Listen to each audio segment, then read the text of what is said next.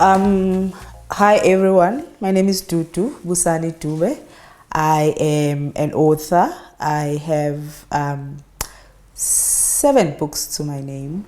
I am the writer of the very popular Hlomu series, which include Hlomu the Wife, Zandile the Resolute, Naledi is Love, and 2 more books with another one on the way very soon. How did I fall in love with books? I think everyone falls in love with books when they are young because that's when you start reading. So as a child, I read, the what was available at that time, which were all those teenage series that were in our libraries. So that's when I really got into reading. And obviously, as I grew, I got to see that, there are other things available. One of the things that happened with me, because I was reading a lot, I was working as a journalist, so we had this page where we could review books. So there were always books available in the newsroom. They gave them to us for free. So it was kind of like everybody's duty to read a book and review it. So, and then I saw a book by Angela Makholwa, and I was like, oh man, we're used to like books written by old people in South Africa. Everyone was a writer. It was either they were writing about they were writing biographies, they were writing about apartheid, they were writing about, so that was what was available. And I saw this book, it was red ink, and I'm thinking Angela Makholwa. I'm like, oh well, it sounds like someone, it sounds like a black woman, it sounds like someone I would know. And and it was fiction, and it talked about things that were very familiar. And but at that time there was not a lot of available South African fiction which was modern, which related to a lot of us. And it wasn't really being read because a lot of people didn't know it was available. So that kind of got me into saying, oh well, I'm going to write a book eventually anyway. So it was nice to see that there was someone who had done that, who was almost my age and probably experienced the same life at the same time with me. To start, okay, I was always going to write a book. Like my story is a story of a good teacher. I think when I was like 16 in matric, my English teacher made me write something, and she said, you're very good, you're very good, you're very good. You must pursue something that is related to this. So I went and studied journalism.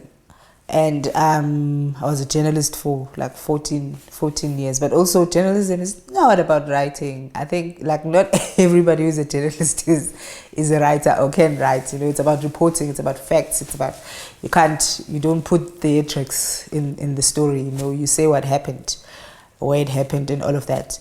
So I worked as a journalist for that long, but I was always going to write, and never forgot what my teacher said to me. I was always going to write a book. So I then started writing Hlomu in 2014. Not that I had planned that this year I'm going to write the book. It was, I was just having my wine, and then I was like, okay, let me start something. I started it, and it went on and on and on and on, and we're here now. And there are 5 books now. So I wrote Hlomu. I wrote it, I finished it. I didn't have a plan. I knew what was being published. I knew the books that were there, and I knew that the way I had done it, the way I had written the story, and who the story was about, and who was most likely going to like the story. I knew it was black women, and there's the big perception was that black women don't read, they don't buy books, they don't. So I knew that if I had got, I didn't have a plan. So, and I can't even say that, you know, the publishing industry rejected my manuscript, or I didn't even ask them. I didn't even, you know, look for a publisher. So I had this book. It was done, I think, in September. I was sitting with it and I was like, okay, let me just, I'm going to go to WordPress, and then I'm going to put in a couple of chapters and ask people to go and read and see what happens. So I did that. I put the chapters, I went on my socials, gave people the link and said, guys, try reading. Can you just read this and see if you like it? And yeah, the next morning it was crazy. And that's where it just started. The next morning it's been crazy since then. So I had to stop blogging the book. Trying to, at this time I don't know anything about publishing. Like, this is all happening fast, like it's happening in a week. People want the whole full book now. So I decided, okay, I'm going to sell it as a PDF, and will, instead of me emailing it to people, I got this, I don't even remember who they were, like some online place where you could pay money and then get access to the book. You could download it. It was very risky because once one person downloaded it, they could email it to all their friends and stuff. But people paid for it. They paid for it. It was crazy. They bought it. They bought it. I was watching the screen and saying like, hey, people are paying. They're paying. So I kind of got the money from there to then go into publishing the book in print form, and and then there were other problems. There were other problems. You have to have a great cover. You know, the book has to be typeset. The book has to be. You have to have a great editor, and there were so many things that I didn't know at that time, but I was under so much pressure that I had a market, I had people waiting to buy my books. So in my journey, and also there's the business side, which I am not that person at all.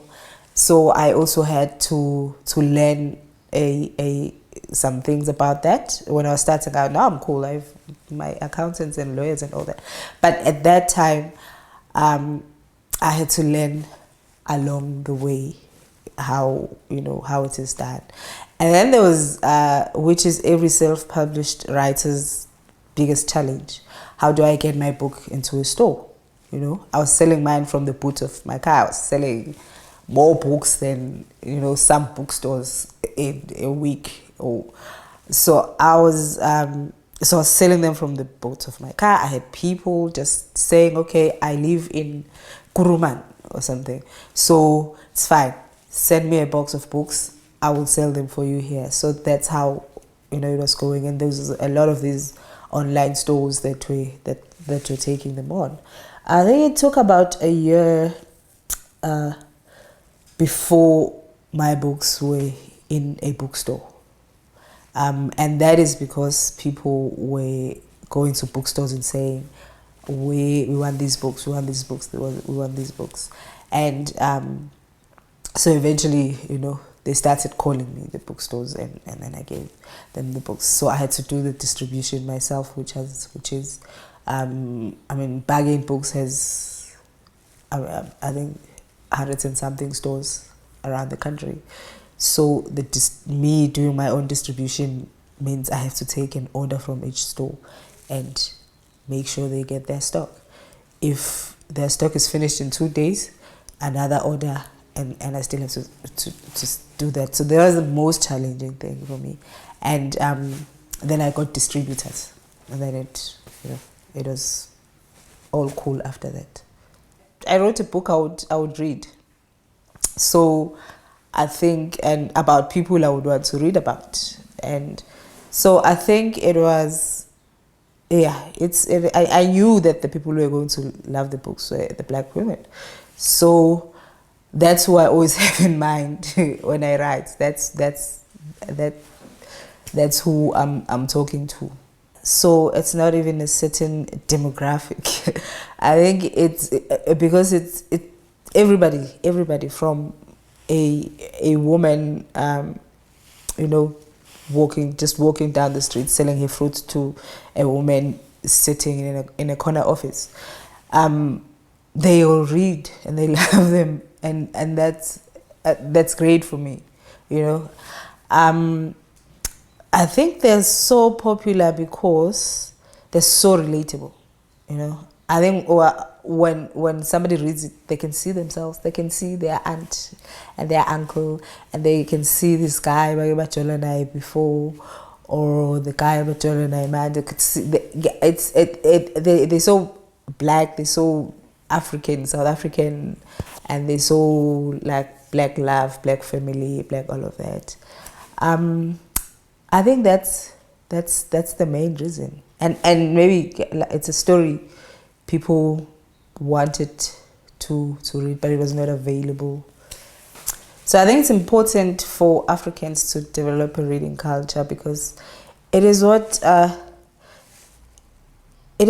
tells us about each other. Books are where you get to read and imagine places you've never been to. I think a lot of people know a lot about Nigeria after reading Chimamanda or any one of the authors that are from there, and it just tells us about each other without us having to meet, you know, in person and communicate. I know some of the books come in French, especially from the West African country, so there's also that type of access problem. But I mean, you know, you read about Kenya, you know, you'll find that in the book. You'll find the towns, the villages, the language, the food they eat, and all of that. So it really tells us about each other. If you have a book written by an author from somewhere else, I think somebody who is not from South Africa, when they read my books, you know, they learn about Bri, they learn about Zulu culture, you know, what happens when you get married, what we eat, what our beliefs are and our culture is. Let's get to know each other and each other's history and culture and all of that. And books are what is going to help us do that.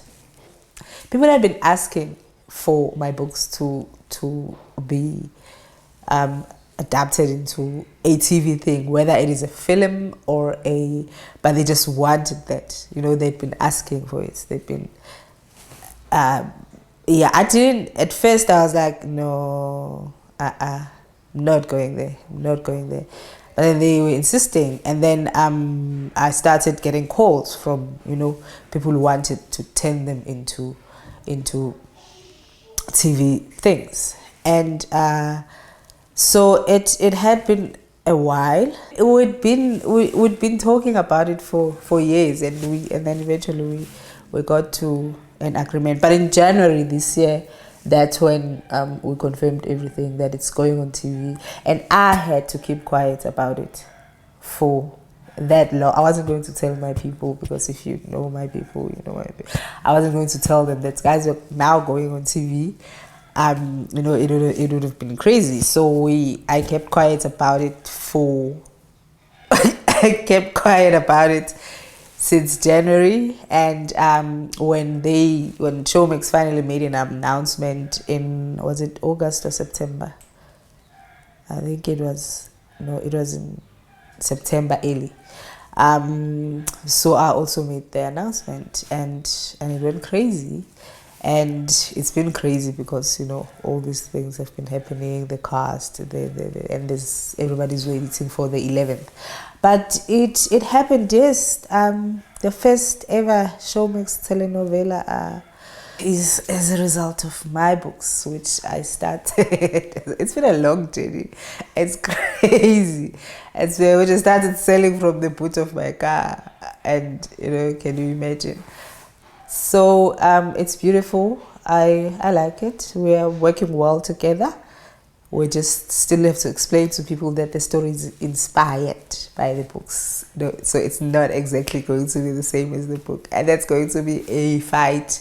But the thing is, the production is so great, and the story that they have created based on the books is amazing. So I'm not worried about that part. They're going to love it. Well, of course we're going to fight maybe in the first episode when they're like, no, this is not what Samkhele did. No, this is not what happened. But they're going to get, addicted to the story itself, and they're going to follow it as it goes. Well, the books are available everywhere, every bookstore. You can get them there, you can buy them there. A couple of them are also on Amazon as an ebook. I'm writing my last book now. I'm actually not writing it. It has to go out in November. It's there. But then I'm thinking, can I deal with the telenovela and the release of a book in 1 month? I can't. I'm already overwhelmed by a lot of things that are happening. So now I'm on the fence about that. But the last book of the Hlomu series is there, and people are going to get it. And I think after that, you're going to close the book chapter, and they can focus on the TV part of it. Then I'm gonna rest. I feel like I'm gonna, for the first time in seven years since I started this, I'm just gonna I can go back to my shell and just chill. So I'm going to relax, and obviously I'm not going to stop writing, and after maybe a couple of years I'll start something new. Yes. I think we've always had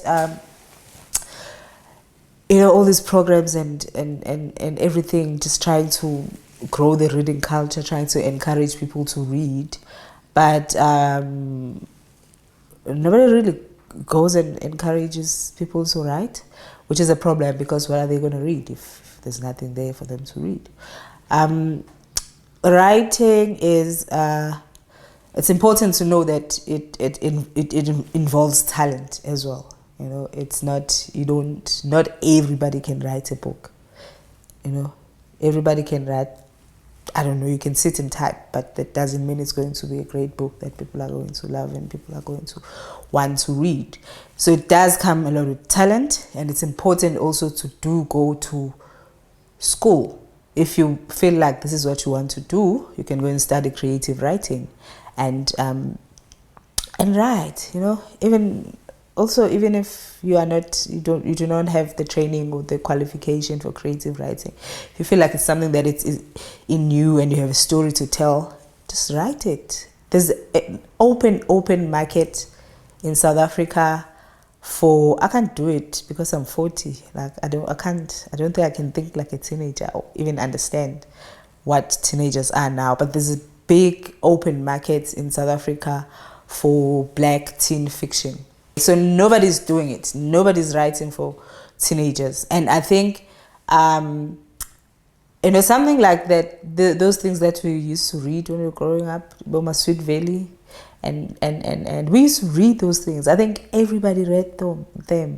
So we used to read those. Like, we don't have anyone doing that in South Africa. And I think that it is actually teenagers who should be writing those books. I think between me and my 16-year-old niece, I feel like there's 10 generations between us. They're totally different from how we were as teenagers, because obviously they grew up in a different time with different things. Things are easier for them.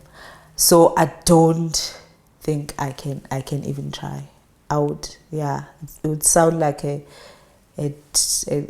teenager with an old soul or something, or who doesn't understand TikTok, trying to figure out TikTok, and that would be weird. But there's an open market for that. Like an open market. Things about teenagers that are not even hard and painful. Like you write a book about a teenager or by a teenager without bringing rape into it, without bringing like neglect or any hardships, things that teenagers do. What do they do? They have crushes on, so something like that is just happy and light. That's just about innocence and just the beauty of being at that very crucial age, and no trauma into it. That kids that age can just enjoy the story and the book and see themselves in it.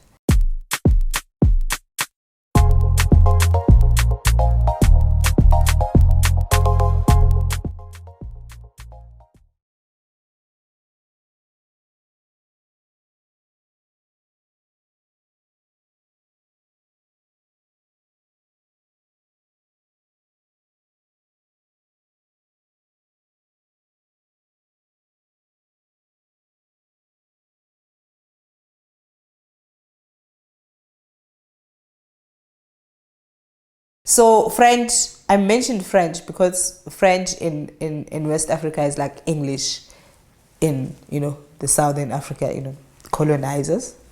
They left us with their languages. So I was saying that that's why I mentioned French, that, most books that come from West, the large parts of West Africa are written in French, and ours are written in English because, that's the language that we sort of all understand. That's what the colonizers did to us. So I think if I had written my books in Zulu, now I can translate them into any language, into every language. But if I had initially written them in Zulu, commercially for me, it would not have been as good as it is now. I would have written them for people in KwaZulu-Natal, and those are the only people who would have been able to read them.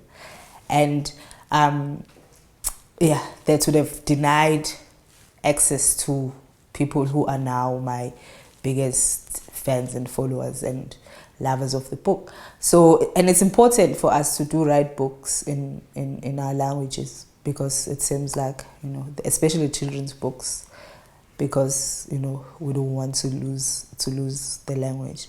But I think commercially, English makes sense. I want everyone to be able to read my work, but I do need to translate them into other languages so that people who do not know English or understand it or don't want to read English can also have access to them. I know I don't want to speak English all the time. I get tired. Awesome. We done? No.